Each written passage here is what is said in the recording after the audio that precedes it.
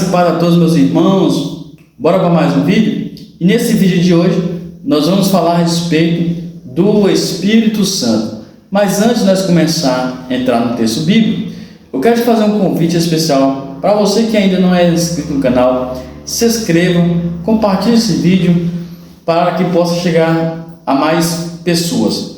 Mas antes disso, lembrando também que toda quarta, sexta e domingo eu estou no altar do Senhor com um propósito sobre a vida de cada inscrito aqui deste canal. Então venha fazer parte aqui em nome do Senhor Jesus Cristo. E você que já é inscrito aqui neste canal, Deus abençoe sua casa, sua vida, sua família, seu trabalho poderosamente.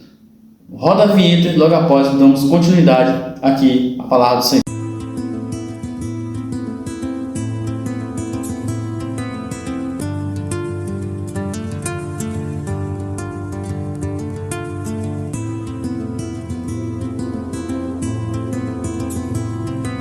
Pois bem, nesse vídeo aqui nós vamos falar um pouco do Espírito Santo do Senhor. E para nós falar a respeito, tomei por texto básico o livro de Atos dos Apóstolos, capítulo 2, no seu versículo 2, que está escrito assim: E de repente veio um som do céu, como de um rajado de vento impetuoso, e encheu toda a casa onde ele estava assentado. Meus irmãos, é bem verdade que o Espírito Santo do Senhor, ele já operava no Antigo Testamento. Quando nós partimos lá para Gênesis, capítulo número 1, que Deus criou os céus e a terra sem forma e vazia, e o Espírito do Senhor pairava sobre as águas. A palavra pairar ali significa movimentar, ou seja, o Espírito Santo estava se movimentando ali sobre as águas. Eu já abro o primeiro parênteses aqui nessa palavra. Tudo que tiver parado sobre a minha vida, sobre a sua vida, o Espírito Santo do Senhor vai movimentar sobre a nossa casa, sobre a nossa família, em nome do Senhor Jesus Cristo. Quando nós partimos para o Antigo Testamento, você vai ver o Espírito Santo do Senhor operando. Exemplo, reis, profeta e sacerdote. No Antigo Testamento, o Espírito Santo se apoderava de pessoas para executar a sua missão. Quando ele se apoderava dos reis, dando sabedoria para governar sobre o sacerdote, o Espírito Santo se apoderava sobre o sacerdote para instruir no seu ofício sacerdotal, ensinar sobre os profetas, para que os profetas pudessem profetizar. Descia também sobre Sansão, quando Sansão ia enfrentar qualquer inimigo, o Espírito Santo de Deus se apoderava de Sansão, dava força a Sansão e Sansão saía vitorioso. Eu já abro aqui o segundo parênteses aqui, nessa palavra abençoada que está sendo aqui para nós nesse dia. Você vai vencer a sua luta, as suas batalhas dia por dia, não é por causa da nossa força física, mas é por causa da força do Espírito Santo do Senhor que nos dá a graça para vencer, para dar continuidade. Então, no Antigo Testamento, você vai ver o Espírito Santo de Deus operando sobre a vida de algumas pessoas. Mas quando nós partimos para o livro de Atos, capítulo 12, nós observamos que tem alguns requisitos para nós receber o batismo com o Espírito Santo, porque o Espírito Santo não é que nem as pessoas estão dizendo aí, pregando, cantando, dizendo receba, receba, receba, que não é só assim, né? E quando nós partimos para isso, você vai ver que Jesus Cristo ele veio a essa terra com a sua missão, e só que quando ele chega no livro de Atos, de João, capítulo 14, Jesus vai dizer assim: não se turbe o vosso coração, crede em Deus, também crede em mim, porque a casa do meu Pai há muitas moradas. Se não fosse assim, eu, o Senhor, não teria dito. Ou seja, ele está fazendo a promessa que ele vai, mas não vai deixar ninguém desamparado, vai enviar o Consolador, o outro. Mas ele vai dizer assim, versículo 15 de João capítulo 14: se me amar, guardar os meus mandamentos, eu rogarei ao Pai. Ou seja, Um dos requisitos para nós receber o Espírito Santo, temos que amar Jesus Cristo, guardar a sua palavra. Ele vai rogar ao Pai e ele enviaria o Consolador. O que é o Consolador? O que é ser consolado? É quando você está passando por um momento de tristeza, de angústia, de decepção. Aí o Espírito Santo do Senhor desce sobre cada pessoa que está aflita, vai tirar a aflição, vai tirar a tristeza, vai dar força para continuar na jornada. Então, Jesus disse: se me amar, guardar a minha palavra, os mandamentos, eu rogarei ao Pai e ele enviarei o outro Consolador. Quando nós partimos para isso, nós observamos aqui, lá no livro de Joel, capítulo 2, uma promessa que também foi dita, que chegaria dias que o Espírito do Senhor derramaria sobre toda a carne, né? Ou seja, aqui dá a entender que Deus, ele não faz exceção de pessoas. A promessa do batismo com o Espírito Santo é para todos aqueles que quer, para todo aquele que deseja ter o batismo com o Espírito Santo. Então, para todos, sem exceção. Basta a pessoa querer e amar a Cristo, guardar a sua palavra. Então, a promessa está aí. Quando nós partimos aqui para o livro de Atos dos Apóstolos, capítulo número 1, você vai observar que Jesus, após a sua ressurreição, ele fica aproximadamente 40 dias na terra, pregando e ensinando, né? Então, porque o Espírito Santo, para nós receber ele, né, nós estamos relatando aqui algumas coisas. Tem que amar a Deus, guardar a sua palavra, né? Mas também tem que gostar de ensinamento, né? Porque em Atos capítulo 1, Jesus fica na terra pregando e ensinando. Os discípulos ali também estavam ali, estavam aprendendo. Infelizmente, nós estamos vivendo na geração que muitas pessoas que se dizem que está cheio do Espírito Santo, cheio de poder, não gostam de culto de ensinamento. Um dos cultos das igrejas que muitas vezes fica mais vazia é o culto de ensinamento ou de escola bíblica dominical. Mas quando nós observamos aqui no livro de Atos dos Apóstolos, você vai observar que também tem algumas outras exceções aqui que Jesus, que você vai ver no texto aqui, os discípulos fazendo. Eles perseveraram unanimemente. A palavra unanimemente aqui significa união, né? Então, para nós receber o batismo do Espírito Santo, ou para quem quer receber o batismo com o Espírito Santo, tem que amar a Jesus, guardar a sua palavra, né? Mas também tem que ter união, né? União. Só que em Atos capítulo 1 vai dizer ainda mais: eles perseveraram unanimemente, ou seja, na união, na oração. O que é oração? Oração é diálogo, né, com Deus. Ou seja, a partir do momento que eu tenho um diálogo com uma pessoa, eu passo a conhecer, eu passo a ter mais aproximação, eu passo mais a ter intimidade.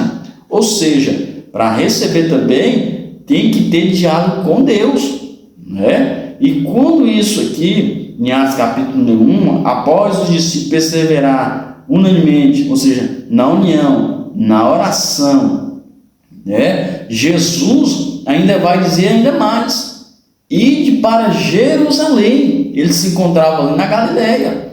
Vai para Jerusalém, que até do alto seja revestido de poder.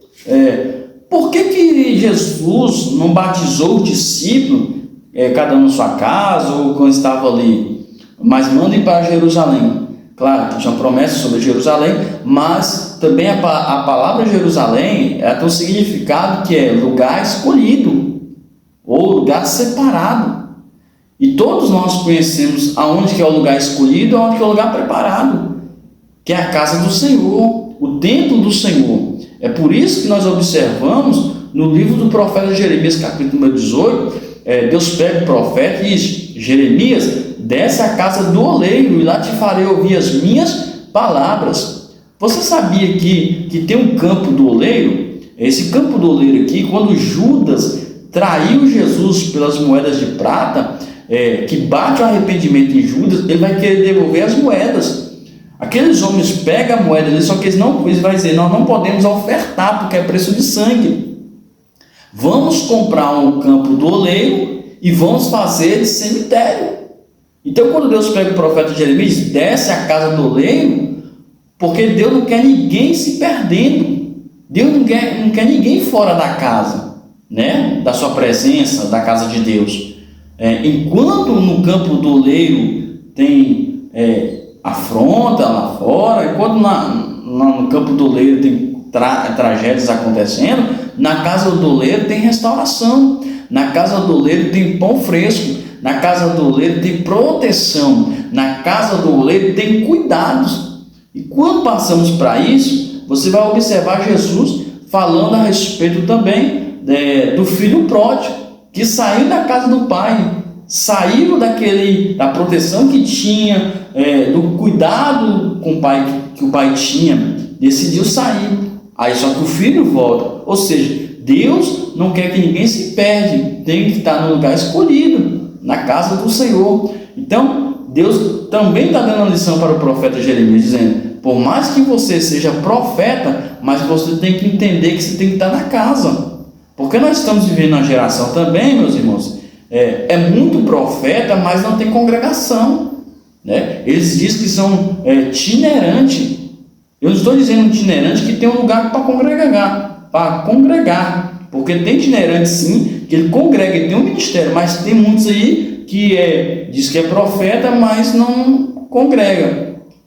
Então observamos aqui, Jesus diz para os seus discípulos, ir para Jerusalém, ou seja, ficar em um lugar escolhido, até do alto seja revestido de poder. No livro de Atos dos Apóstolos, capítulo 2 aqui, você que nós fizemos uma menção, de repente veio do céu um som, como de um vento veemente, e encheu a casa, e foram todos cheios do Espírito Santo, e começaram a falar em outras línguas. Quando nós observamos aqui, para receber o Espírito Santo, tem que amar a Deus, guardar a sua palavra, andar na união, andar na oração e gostar de ensinamento, né? E tem que estar também no lugar escolhido, na casa do Senhor, né? Então, os discípulos aqui, e naquele tempo, meus irmãos, da Galiléia a Jerusalém dá cerca aproximadamente 146 quilômetros. Eu estou falando a linguagem aqui de hoje para que nós possamos entender. Naquele tempo não tinha carro, naquele tempo não tinha aviação, naquele tempo só tinha as canelas, né, as pernas, ou os camelos, ou cavalo. Esses discípulos vão dar essa distância toda, não é para receber chave de casa, não é para receber uma profecia de prosperidade. Claro que nós entendemos que a Bíblia diz, buscai primeiramente o reino do céu, a sua justiça, que as demais coisas vos acrescentará, né? Mas o foco dos discípulos aqui, o que eles estavam esperando, era a promessa do Espírito Santo, ser cheio de poder. Quando Jesus é levado ao céu, que ele entra no céu, os discípulos agora vai ser batizado com o Espírito Santo do Senhor. E eles começaram a falar em línguas estranhas. E naquele decorrer ali, tinha pessoas de outras nações, com vários idiomas. Quando eles estão ouvindo os discípulos falar em línguas estranhas, eles entenderam a sua própria linguagem. Tanto que eles se perguntam, mas como eles estão falando na nossa língua, no nosso idioma?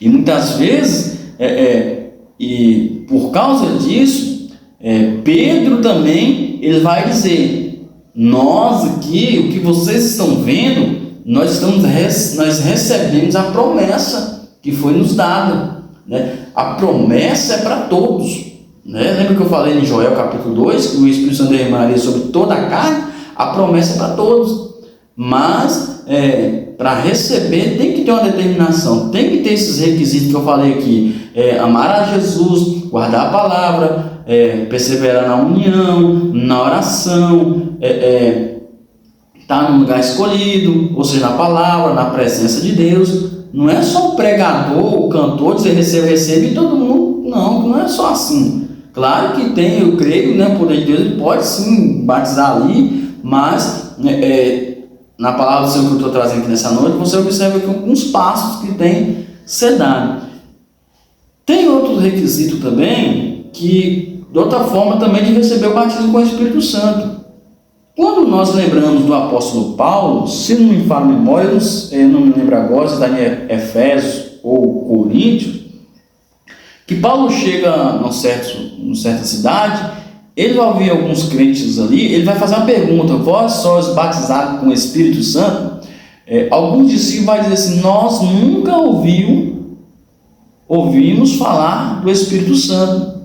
Paulo então faz uma pergunta: e que vós sois batizados? Ele vai dizer assim: nós somos batizados no batismo de João, que na realidade é o batismo de arrependimento. Então, e qual é a outra forma de receber o batismo com o Espírito Santo, pastor? Quando Paulo sabe disso, a Bíblia diz que Paulo vai orar por imposição de mãos e eles vão receber o batismo com o Espírito Santo. Olha a importância da oração em posição de mãos, Então, a oração em posição de mãos, as pessoas recebem o poder de Deus, recebem o batismo com o Espírito Santo, recebem também a cura, através de oração em posição de mãos. Bem claro isso aqui. Então, Paulo, ele ora em posição de mãos e as pessoas recebem o batismo com o Espírito Santo. E é muito gratificante nós ser batizados com o Espírito Santo. O interessante também que Paulo ele escreve dizendo: não sabeis que o teu corpo é templo e morada do Espírito Santo, e ele habita em vós. O que é habitar? Fazer morada. Como eu falei, no Antigo Testamento o Espírito Santo de Deus descia sobre as pessoas com poder, e agora ele habita onde? Dentro de mim e dentro de você. É por isso que nós temos que ter muito cuidado, o que nós vamos fazer com o nosso corpo, porque o Espírito Santo de Deus agora está dentro de mim e dentro de você. Para nós finalizar aqui, para não ficar muito longo aqui esse vídeo, lembramos também no livro de Apocalipse, se não me falha a memória, capítulo 22, que o Espírito e a noiva dizem: vem. Ou seja, nós e o Espírito Santo também temos que ter o mesmo sentimento de estar na glória, na presença de Deus, e esperar esse grande momento que é o arrebatamento, o encontro de Cristo com os seus eleitos, com os cristãos, com os teus servos. Então, irmãos, para não ficar muito grande esse vídeo aqui, seja cheio do Espírito Santo, mas aprenda, vamos aprender que temos que amar a Jesus, guardar a sua palavra, andar na união, na oração, estar no lugar escolhido, para ser cheio do poder de Deus, para que o Senhor Deus venha também nos usar nos sinais, nos dons, na sabedoria da palavra, nas divinas revelações, nas curas. E isso é muito gratificante. Então, eu espero que você esteja gostado desse vídeo, compartilhe. Só lembrando, se inscreva no nosso canal aí, dá essa força. Deus abençoe, fique todos na paz. Até a próxima, em nome do Senhor Jesus Cristo. Deus abençoe.